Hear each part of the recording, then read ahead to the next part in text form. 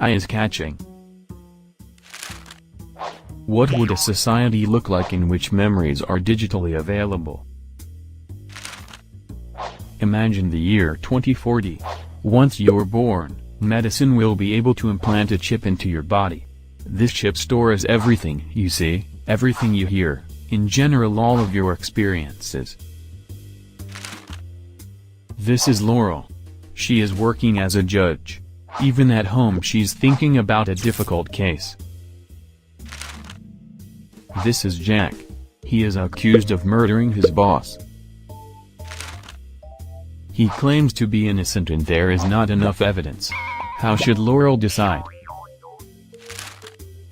With the chip in Jack's head she's able to re-watch the crime and prove Jack guilty.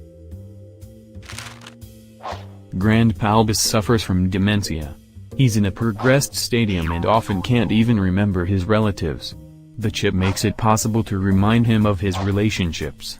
By re-watching his past, emotions could be triggered. This is our vision. It connects old and young, rich and poor, just everyone. It will be possible to relive each and every moment you ever had in your entire life. What do you think?